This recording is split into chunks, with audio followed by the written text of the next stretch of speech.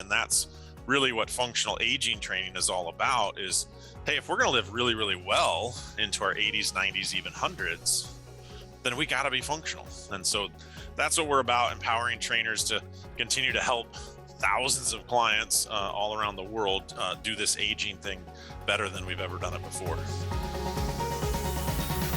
Well, Dan Ritchie, welcome to the Carla Rand Show. Super happy to have you on here. We met, was it like 2 or 3 years ago at this like business mastermind, and you were speaking and we were like taking pictures of the mountains and the bears, and it was like super fun over in Banff.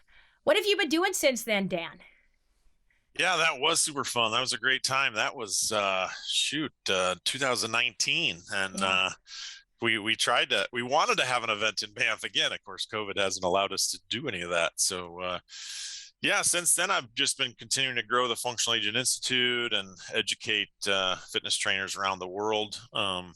We've actually expanded our languages into Ukrainian, Italian, Spanish. I think just with the advent of sort of the explosion of online learning, it's like, oh, we can't bring people to come do live workshops, so let's translate online courses. And so that's been kind of cool. So still educating trainers. We've certified trainers now in 34 countries around the world, so that's kind of exciting.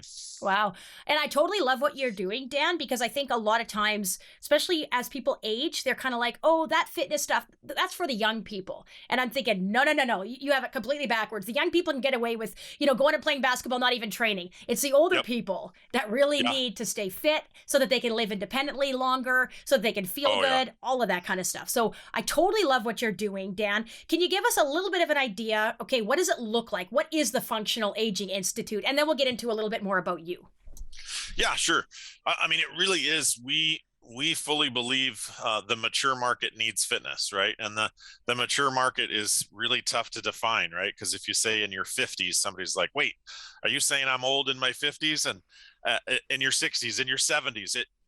The reality is just about every decade of life, we need fitness a little bit more to move better, to keep arthritis at bay, to keep high blood pressure at bay, to keep diabetes at bay. I mean, the chronic conditions start to pile up in our 60s and 70s and 80s, and most of that is lifestyle and most of that is movement. And so the Functional Aging Institute, at its core, we have always been about function, not really fitness. We're about helping people do the things they like to do, want to do, and dream to do, right? Like most of us don't want to grow up, get old, and then not be able to do stuff. I mean, we want to still be able to go to Banff and sightsee and hike and take trips and see grizzly bears in the wild and play basketball and golf. And I don't know what it is you love to do, Carla, but whatever it is, you're probably going to want to keep doing that later in life. And that's where training comes in. That's really what functional aging training is all about is, hey, if we're going to live really, really well into our 80s, 90s, even hundreds, then we got to be functional. And so that's what we're about, empowering trainers to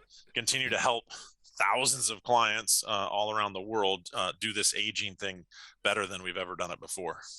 Oh, I'm so glad. People need that so bad, Dan. And yeah, I love what you're doing. So talk to us a little bit about yourself. Like, where did you grow up? Tell us a little bit about your family, Dan. And then we'll transition to kind of how did you come up with this? How did you get involved with the Functional Aging Institute? Sure. So I grew up about 40 miles north of Chicago. Actually, we bounced around different parts of Chicago. I was originally born right near Chicago, and then my family moved around a little bit till we settled about 40 miles north of Chicago, kind of in the woods. So experienced plenty of winter, but probably not quite as much as Alberta folks. Went on from there to Southeast Missouri State, where I met my wife. From there, we moved to Wisconsin, where I got my master's degree, and then I landed here in Indiana, where Purdue University is, to get my PhD. And along the way, we've had 5 children, 4 boys and a daughter, 2 of whom are already out of the home. And so we got 3 teenagers left at home, busy household, 2 golden retrievers. My wife's a photographer. She actually manages all the social media for Functional Aging Institute and my company. So yeah, that's kind of my brief story. I'm actually the oldest of five kids. My wife's the oldest of four kids. So for us, it was, are we going to have four kids or five kids? That was kind of normal to us. People always think we have a lot of kids. And I'm always like, well, compared to what? My business partner has seven, so, and his wife came from 20. So, right. Seven seems like mild, right? Her parents just kept adopting kids and just kept adopting kids and kept adopting kids. So yeah, a little different perspective there. But I started out actually training athletes. I wanted to get into strength conditioning. I wanted to be a strength coach. I was a Division I strength coach at Missouri State, and really quickly realized this is not what I want to do the rest of my life. The hours are terrible. The athletes are difficult. The reward is not there. And you also realize to move up in that profession was very risky, because if you move up to a big time Division I program, your job could be at the mercy of how successful the football or basketball coach happens to be, right? If they're successful and they move on, you might have an opportunity to move on. But if they're not successful and get fired, you might get fired. It's like, wait a minute, I'm training the athletes in the weight room. I'm not calling the plays, right? So I realized I don't think I want to do that for the rest of my life. Right. And so that's where I kind of pivoted to a different kind of athlete. Tell me why they're difficult. Why are athletes difficult? I think I know, but I'm just curious. Well, honestly, I can't say they're all difficult, because they weren't, right? I can tell you the women's softball team, who were winners at our school. I mean, like, they won the conference. They had a season. They went 35-0, went to the national playoffs. They were not difficult. They were a joy to work with, right? And I always wondered, is there an association with winners? Maybe not, but they had a great culture, a great ethic, great coaching staff, and they worked hard in the weight room, right? Whatever you asked of them, they wanted to get better. They knew what it took to be the best, and they wanted to be the best. The problem was the football team is 80 human beings that have to come through your weight room. It's like a huge amount of people, and half of them don't want to work out. They don't want to train hard. And you realize I'm spending 4 hours of my day with a team that is not successful, and you can sort of tell why. And it just wasn't very much fun. And it seemed like there was a trend there, like men's basketball, men's football, they were not fun. Women's softball, they were great. Men's baseball, they were great. So there were certain sports, it was a lot of fun, but there were just enough sports where it wasn't fun. But I sort of looked at it long term and realized, if I'm working under a head strength coach at Southeast Missouri State, who used to be the head strength coach at the University of Florida, it's like, how did he move backwards in his career? Well, he moved backwards because it wasn't under his control, right? A new football coach got hired at Florida, and he decided, I'm going to bring in a whole new strength conditioning team, and out he went, So I was like, I don't want that to define my future. In fact, he was one person away from making it to the NFL and being set for life, right? The head coach at Florida got hired to coach the Denver Broncos, and he took two strength coaches with him. He took his head coach and whoever he chose, and he had three assistants to choose, and he took one, right? And so you realize, like, it's sort of the flip of a coin to make it in that strength conditioning. And I realized pretty quickly, you know what? I really want to train people and make a difference in their life.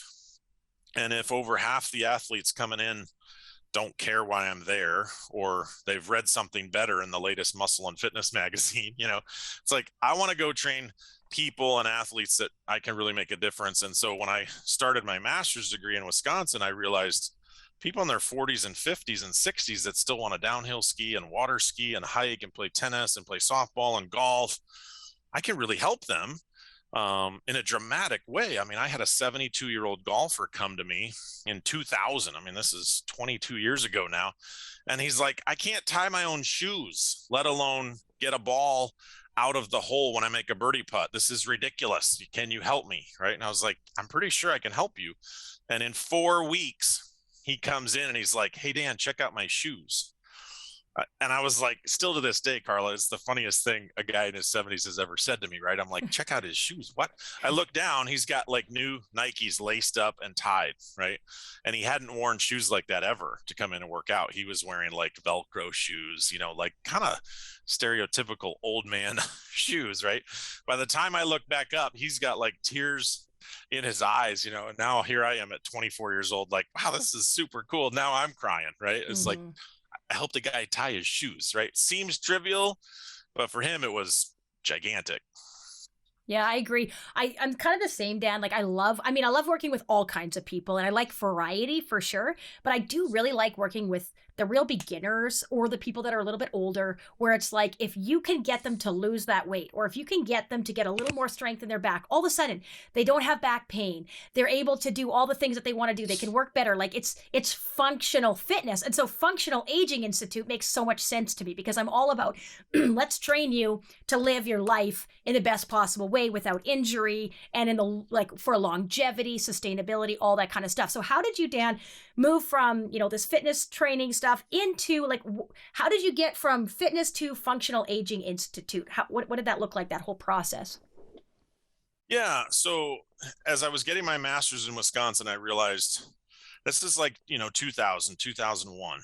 I could not find any resources across the fitness industry on training balance for older adults. I mean, I was having people like that golfer in his 70s and women in their 50s and 60s saying, now in Wisconsin, people are water skiing in the summer and downhill skiing in the winter, right? And they're like, I don't have the balance to keep doing this well, right? I want to keep doing this with my grandkids, and I just don't have the balance I used to have. I still have the strength, I still have the stamina, but I don't have the balance and agility. I could not find the resources, right? I'm like, why is there not a book on balance training for older adults, if you want to use that term, right? So I decided I was going to go to Purdue, get a PhD, spend as much time as I could studying balance training. How do we get people over the age of 50, 60, 70 more athletic, more balance, more agility, more athletic ability so they can keep doing stuff? Along the way, someone actually came out with the book I had been looking for. It was called Fall Proof. And so I based my whole dissertational study. I did a full 6-month study on older adults using this fall proof concept. Can we reduce falls? Can we improve balance? Can we make a difference in terms of how people move? Now, this starts to have a huge impact when we're just talking basic functional living, right? Like, I'm not even talking about downhill skiing and water skiing. I'm talking about like being able to go to the grocery store, right? And not get knocked over or afraid you're going to fall in the parking lot, being able to go to church, the bank, whatever you need to do, right? And so if we can reduce falls and improve balance, people are more active, they take more walks, they do more things, and their quality of life is better. And so I spent about 5 years at Purdue University studying that. Along the way, I decided, hey, why don't we try opening a fitness studio focused on people over the age of 50? So we opened Miracles Fitness in 2007. And here we are 15 years later. We've trained over 2,500 clients. Along that way, people started coming to us saying, how on earth are you getting people over 50, 60, 70 years old to sign up for personal training at $400, $500, $600 a month? It's like, well, here's how we do it, right? And that led eventually to the Functional Aging Institute, where we actually certify trainers as functional aging specialists. We teach them how to train. We give them the model.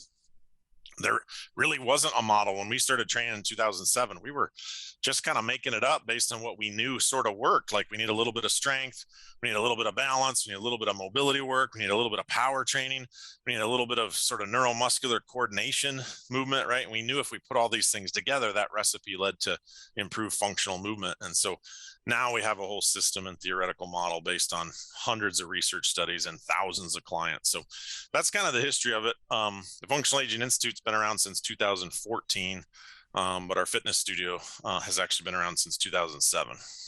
Cool. So where do you want to go with this? Do you have more plans to grow, expand, or do you feel like, you know what, you've got a good system, a good model? I mean, obviously you're translating into different languages, so you're reaching more of the global demographic, but yeah, where do you want to go with this?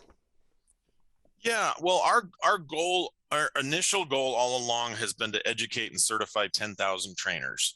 So 10,000 functional aging specialists across the world. we didn't know how many other countries would embrace it as fast as they have. That has sort of surprised and excited us, and created some challenges, frankly, due to just language and culture barriers. Um, but 10,000 trainers, in theory, should impact 10 million lives. And so we're looking at it as, hey, that's 10 million people that are going to dramatically impact their aging, their trajectory of aging, their future. Not only might they live longer, but that's not our ultimate goal. Our ultimate goal is that they live better and healthier, right? So you might not live any longer than 90 years old, but if you live really, really well to 90 years old, that's a whole lot better than living well to 85 and then suffering a 5-year sort of decline and spiral of health period. So that's kind of been our big goal. At this point, we're also moving towards business models. So we are helping fitness businesses in a wide range. So Fit Body Forever is a program that we launched with Fit Body Bootcamp. There's now about over 50 of those locations in North America. That's exciting to see grow. Ageless Fitness is one that we continue to work with on a regular basis. We've just added about another 10 to 12 locations here in January and February of 2022. And that's something I think we might see explode. I mean, there should be a fitness studio just like we see now. There are fitness businesses everywhere. There should be a fitness studio everywhere for people over the age of 50, 60, 70 years old. I mean, why do we not have more opportunities? I mean, you're in Canada, Carla, where like 1 out of 3 people are over the age of 60. Well, why is 1 out of 3 fitness business not focused on people over 60? And so that's something I think we're going to see change over the next 5 to 10 years. I mean, in 10 years, we're projecting 1 out of 3 Canadians are going to be over 65. I mean, that's pretty staggering when you think about the number of people that in theory could be retired and not working, right? They're all potential customers for a fitness business. That's a great opportunity, a huge opportunity for fitness trainers. Yeah, I actually have a coach that's been working for Power Fitness, and she is working now with older adults and has been for a while, and it's just so good to see. And I do too. And I actually have like some certifications around that too, because I feel like I want to be able to work with a lot of different people. And for some reason, I do tend to attract, like, not just older people, but I do tend to attract those types of people too, which is amazing because, like you said, it's such a important time of your life. Like, you don't want to just sit there, and so many people, Dan, they say, oh, I'm getting too old for that. I'm like, no, you're not getting too old. You're getting too sedentary. And when you're sedentary, you age a lot quicker. If you could keep moving, right? You can keep moving. It helps you so much. And there's older people that when you see them, when they're active the whole time and they're eating well and they're putting that all together, like you said, they're living maybe not longer. I don't know, who knows, right? But they're definitely enjoying their life more. They're able to do more with their grandkids, great grandkids. Like, they just have so much more function, and they're loving their life instead of just feeling like they can't go and do anything. Yeah, it's the question of what is old, right? Yeah. I mean, 30, 40 years ago, 50 was old. I mean, I remember when my grandmother turned 50, she was old. And she continued to stay old for the next 40 years, right? Well, now, if you think 50 is old, like, I think you're kind of missing the boat. Now, can you be old at 50? Well, yeah, you can. But can you be young and fit and vibrant and functional at 70? Absolutely. So it really is about lifestyle. I don't like, we see these slogans and some of them are fun. 60 is the new 30, 50 is the new 30, all these. It's like, no, 50 is different than it was 30, 40 years ago. And people are thinking about it differently. I mean, I saw it recently. It was sort of staggering. The new Sex and the City show, which has just been remade, and I can't even remember what the new version's called, right? But Sarah Jessica Parker and her crew are doing a reboot of the Sex and the City. They're older than the Golden Girls were, right? And it's like, wait a minute, this is the new Golden Girls 2.0, right? I mean, it's almost laughable to think about, but aging is changing. People are aging differently. I mean, Christy Brinkley just released some pictures of herself in a swimsuit at like 65 or something, right? So I think a lot of it is our mindset towards aging. And I look at it as growing older is a huge opportunity. Aging is a huge opportunity. You're going to get to a stage in life where you have more freedom, where you have more financial independence. I mean, you own your home. You don't have to worry about the mortgage payment. Your kids are through college. You don't have to save for that, right? I mean, there's just a lot of big expenses when you're younger. And guess what? You don't get to have grandkids and grandchildren and these sorts of things until you get older. I mean, there's so many positives. I think sometimes aging gets so much of a negative view in our culture, right? It's just, you don't want to grow old. Growing old sucks. There's so many negative things, right? And we hear old people say it too. Oh, well, just wait, Carla, till you're old, you'll see, right? It's like, what does that mean? So it's just a negative view of some of the challenges that come with age. Sure, am I going to have more arthritis in my knees in my 60s than I do now? Probably, but that doesn't mean it's going to limit me. I'm going to keep moving, and the more I move, the better it's going to be. So I think we have to look at this aging phenomenon that we're seeing in the developed world, the developed countries around the world, as a tremendous opportunity. The question is, are you going to be ready for that opportunity? Are you going to be fit enough to enjoy it? Are you going to be functional enough to enjoy it? I think sometimes, as especially women get into their 60s and 70s, they look at what they think the gym is, or the group fitness class, or the boot camp, and they look at that and go, that's not really for me. And that might be true. The reality is we have to design something that they go, well, that is for me, right? They design that with me in mind. It's probably why people are attracted to you, Carla, because they're like, well, Carla will design something that fits me, right? She's not going to kill me in the gym. She's not going to expect me to have to do what she does, but she's going to expect me to do my best. Yeah, and that's what I want to see. I'm curious, Dan, what has the response been from like the healthcare system, doctors, nurses?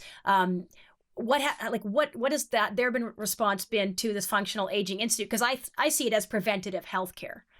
Yeah, absolutely. I would say, I think overall the healthcare system sometimes gets a bad rap from the fitness world, right? We're like, oh, doctors aren't recommending exercise enough. And I'm like, I don't know if we even know that's true, because what happens is the patient comes in and the doctor says again for the 9th time, hey, Carla, if you started an exercise program, it would probably help all of the things we're talking about, right? And then by the time the visit's over, the patient hears, well, you're doing pretty good, keep doing what you're doing, and forgets that the doctor said, hey, you should be exercising or moving more, maybe take up walking, do something, So we're not in on that conversation, but I can tell you that there are physicians that work with older people, right? Like sometimes we have geriatricians and people that really focus on people in their 70s and 80s. And they know that a place like Miracles Fitness, a fitness studio, a functional aging specialist, they know that they make a huge difference. And so they will become proponents of it. They will help, they will recommend, they will refer. At the end of the day, their patients still have to want to do it. They still have to listen, right? And so I think we're seeing more and more healthcare people come on board with this. And I think we're even going to see that enter as a competitor, right? We're seeing fitness clinics popping up as an add-on to a orthopedic office, right? The orthopedic office is like, man, we're doing all these joint replacements. Why are we sending the physical therapy somewhere else? Let's keep that in-house. And then, well, I do physical therapy with you. I'm not done with you. So you're seeing orthopedic clinic, physical therapy clinic, fitness studio, all under one roof. And it only makes sense, right? I mean, if you're going to spend $50,000 for a new knee, shouldn't you spend like $2,000 for fitness on the back end to make sure it does what it's supposed to do and works well for you? So I think we're seeing that in small areas, right? There's segments of healthcare that realize we've got to be doing more than just giving someone a pill or a medicine. I mean, a knee replacement in and of itself is a great tool for someone that's got degenerative arthritis and their knee does not work. Like, they're not going to function well the rest of their life if they don't get it replaced.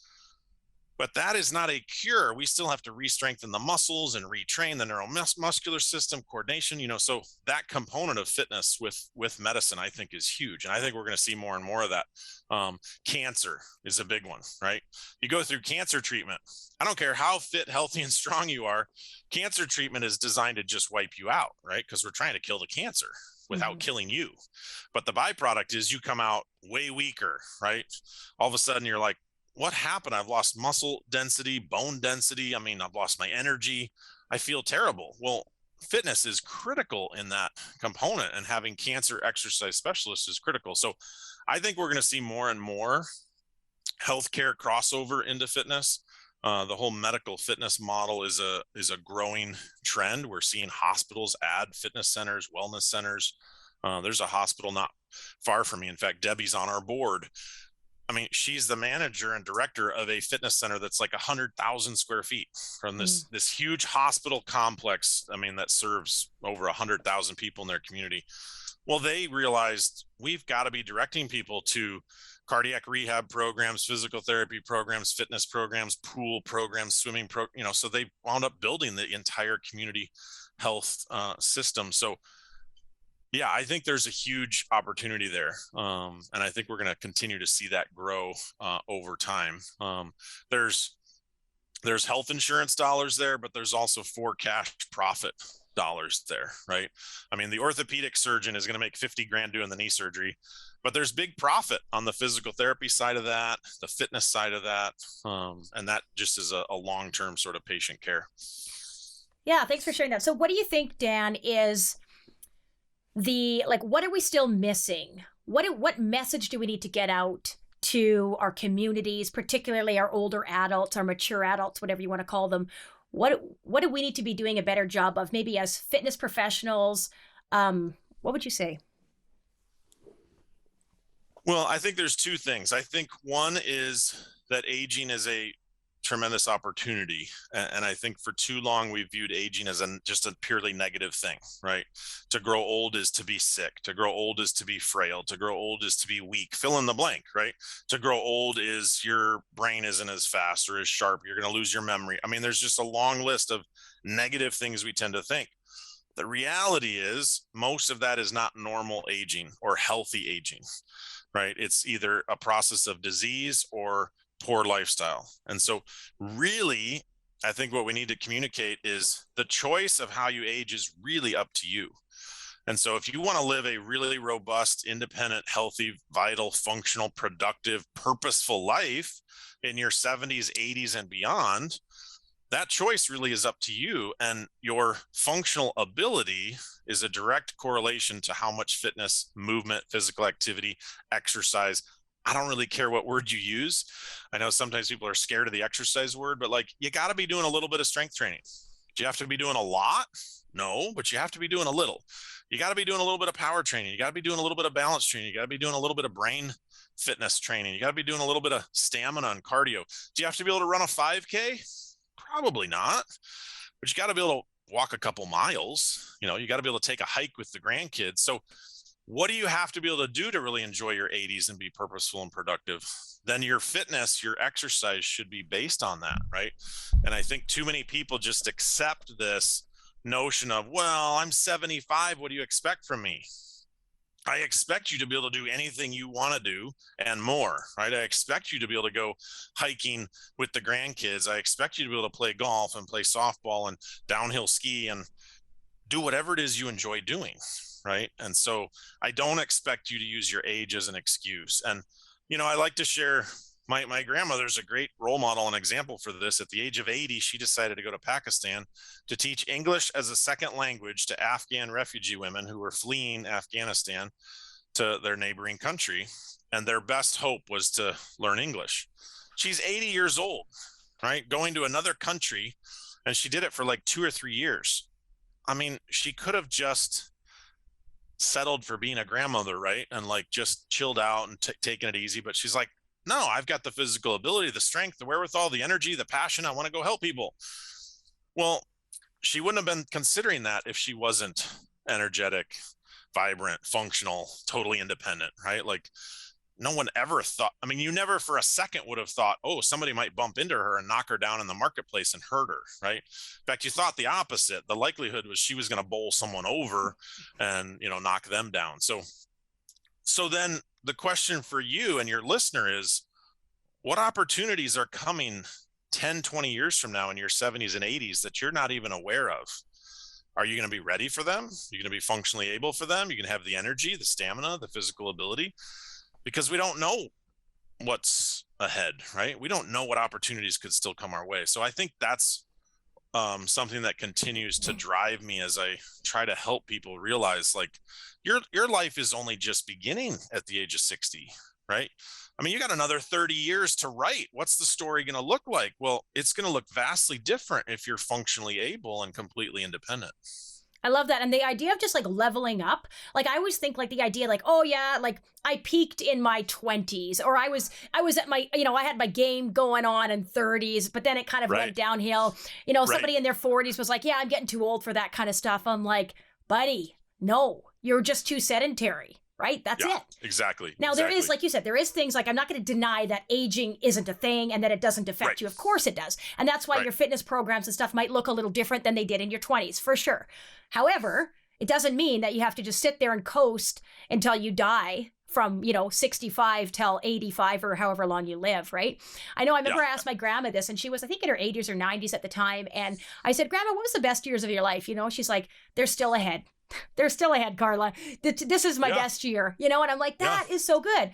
And at 96, still able to live independently. Like, that's Yeah. amazing, right? So I Yeah. think it's like, yeah, and I know some of that has to do with genetics, but there's so many things when it comes to nutrition and exercise and sleep and even supplements, making sure your nutrition is all good, that you don't have to start just going downhill as early as what we say. And I think too, like an excuse, right? It's like, well, I'm in my 50s now, I'm in my 60s now. It's like you have so much life left, right? Like, yeah, I think the idea too that aging is a negative thing. No, I think aging is amazing because you're so much smarter now. Like when you're Yeah. 20s, you're dumb as a stick. You're making stupid decisions, right? Exactly. Like you don't even know what you're doing, right? So now you've Yeah. got that wisdom, you've got that experience, and if you have the functionability as well, I mean, you're going to be amazing, the things that you're going to be able to accomplish. Yep. No, absolutely. And there's so many, like you said, life experiences, life wisdom, relationships you've built. You're at a stage of life where you have a little bit more, in most cases, a little bit more financial freedom, right? I mean, we talk a lot about people over 60 have a little bit more time, and in most cases, a little bit more money to spend on fitness, on their health, invest on that, right? Because it's like, well, in theory, the house should be paid for, right? The kids' college has been paid for. I mean, the big life expenses are sort of behind you. You've spent years building wealth. You got to a stage of life where you have a little more free time, right? You don't have to worry about which kid has to be at what school program, Yes, right? sports So or this or that. you Yeah. have you have more ability to make working out, exercise, movement a priority. I mean, we see this. I mean, we have clients who, why they miss their training sessions? Because they're off somewhere we have two clients right now in Costa Rica doing a 14-mile hike from one coast to the other, right? And you're like, my gosh, you guys are going to hike like 150 miles? Yeah. Well, sure. They've trained for it, right? So they're going to go take off and do that at the age of 60. They have a little more free time to do that. I can't disappear to the jungles of Costa Rica for 2 weeks. My wife would kill me, right?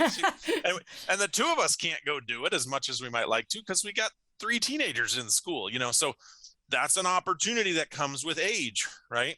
You want to go summit Mount Kilimanjaro or explore Patagonia or go to Antarctica. I mean, some of these trips take money and time, and it's hard to do when you still are raising kids at home, right? So Oh yeah. I think we've got to look at the positives, the opportunities, and then just realize if we maintain our fitness, our functional ability, there's just so many things we can do. Oh yeah. And for some people, it's just as simple as I love golfing. Okay, well then let's do what you need to do so you can be on the golf course 4 or 5 days a week for the rest of your life.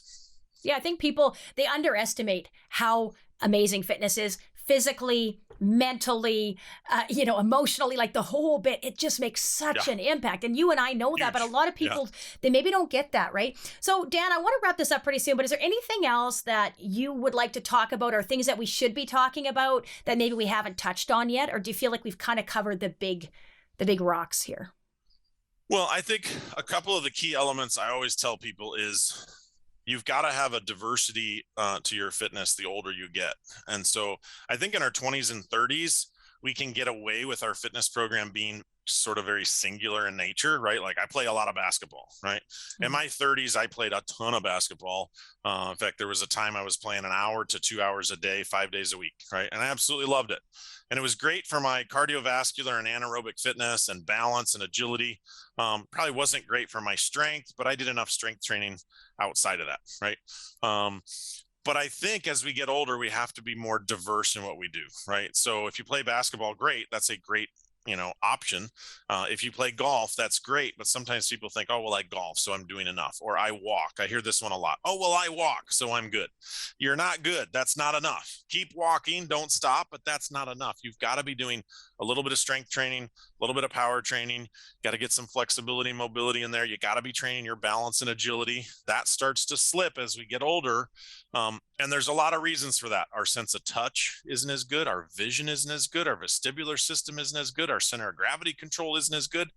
Our strength goes down. Our muscular endurance goes down. And all of a sudden, we have trouble with our balance. And so I just tell people, make sure you're doing a lot of different things. And one of the things that you can add to that is find new things that you can take up, right? Maybe it's learning pickleball or a dance class, or you start a new fitness class, right? Pursue new activities that are physically active. And don't just get stuck in a rut. I think sometimes people are like, oh, well, I go to the gym.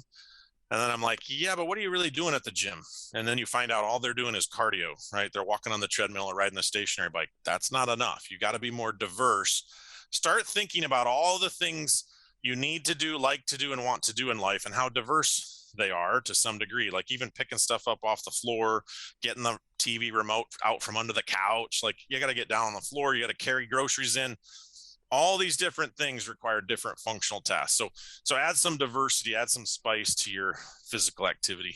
I think a lot of people too, as they age, they end up with a lot of injuries. Oh, my shoulder's all buggered up, or my knees kind of feeling funnier. And they don't realize that actually just stopping and not doing anything is actually likely to make it worse. You actually have to start doing some mobility, maybe get a massage. Now you need to start doing some strength training and balance strength training. Because a lot of times if you're not exercising, you're washing windows. What hand are you using? It's always the right hand. You're vacuuming, it's always the right hand, or left hand if you're left-handed, right? And I think, so I've actually seen that a lot when I work with people that haven't worked out. They're very off balance. In fact, I had a lady come and her neck was always shifted to the right because she never worked out. She just always used her right side. So she was actually like this. So I'm thinking, oh my goodness, like, so now what am I going to do with her? Well, we got to get that left side caught up. And then once we get it caught up, then we'll keep going and take, get stronger and all that. But I think like that's a misconception too, that when you get older and you get sore, now you just need to rest. No. That's the worst thing. That's a huge, that you're so right. That's a huge mistake. And I think sends people downhill quickly, right? It's like, oh, my knee hurts. Or the other mistake is I need a knee replacement, but I want to put it off as long as possible. And I don't know where that came from. I think it came from this notion of they only last so long. Like if the knee replacement's only going to last 20 years, well, if I wait just long enough, I won't have to have it done again. And I'm like, first of all, if you wait long enough, you're going to go downhill so fast. By the time you have it done, it's going to hardly matter, right? So don't put it off. If you need a knee replacement, it's a huge quality of life improvement. So get it done. Don't worry about, oh, I'm 60, I'm going to outlive it.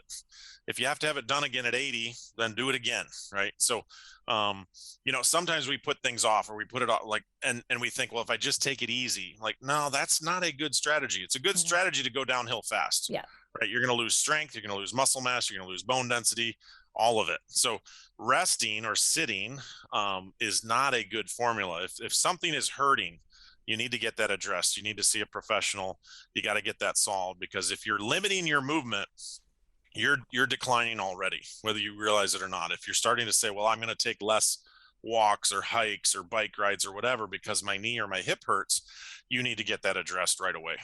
And I think to find a trainer that's going to be able to address all of those things, the balance, the mobility, the agility, the cardio endurance, the strength, all of that, because I think you need to get all those pieces together. And then also somebody that can say, hey, you need to go to physio for this. Then kind of work with the physiotherapist, work with the chiropractor, work with the massage therapist, find out. And then you kind of have this whole team that's helping you succeed. And I think that's what's absolutely critical. And I think especially in the older adult population, a lot of them don't have as much maybe information. They're maybe not looking on the internet all the time for information. So maybe they have, they have a harder time maybe doing some of this stuff on their own. So just to have someone guide them. Now, if they do want to find someone to guide them, Dan, whether it's online or whatever, do you have Functional Aging Institute? Like, is there a database? Is there a website they can go to kind of help them out with this? Yeah, so we do have trainers all over North America. I think we're in 49 out of 50 states and just about every province in Canada these days. So they can come to our website, functionalaginginstitute.com, and they can search for a functional aging specialist near them, or they can contact us. Because sometimes people start our course and they don't finish it. Or we have connections, in Calgary, for example, we have a handful of fitness professionals in studios that we've worked with. Saskatoon, we've got Proactive Fitness. I mean, we know fitness owners across Canada and the United States, and sometimes they don't show up on our map. So I always tell people, reach out to us if you're looking for a trainer. Trainers oftentimes are looking for trainers, right? So you might have a trainer who's like, well, I got a client, or I have an aunt, or my mom lives, we get that one almost every week, right? So like Carla, you'd be a great example. Let's say your aunt lived in Miami, Florida for whatever reason, right? She decided, I'm getting the heck out of Canada, I'm going somewhere warm. We could totally help you find a trainer, right, for that relative of yours. And so that happens a lot. Trainers have clients moving around the country, or they have relatives in other parts of the country. So yeah, we can definitely help with that. Cool. Yeah, well, thanks so much, Dan. So go to functioningaginginstitute.com. Functionalaginginstitute.com. Yep. Functionalaginginstitute.com. If they want kind of more information about what you're doing and stuff, or maybe you're a trainer and you want to get more information about how to become a Functional Aging Institute trainer so that you can help the older demographic more too. Awesome. Thanks so much, Dan. I really appreciated this conversation, and I love what you're doing. Keep up the awesome work, and I hope we can continue to connect over this. Yeah, thanks for having me. You bet. Thank you for tuning into the podcast today. I absolutely love that you joined us. I love being able to record these, and I love our guests. It's been so much fun. So thank you. Please like it, share it, comment, do all of the things that you feel like you want to do if you enjoyed this podcast. I really, really appreciate that. And this podcast has been brought to you by my company, Power Fitness Online. So everything that we do locally with our workouts, with our group nutrition coaching, and with all of the other fun events and stuff that we run, we put all of that online. So now you can access everything, even if you're not locally, don't live in our area. So my coaches and I and all my staff, the whole team, we are putting so much work into these workouts. We're filming 5 fresh workouts every single week so that you never have to do the same workout twice. We're also doing group nutrition and personal nutrition coaching so that you get exactly what you need. And you know what the best part is? It's the community. The absolute best part is just knowing that you have the support, that you have the encouragement, that you have everything you need to succeed. So go to powerfitnessonline.com.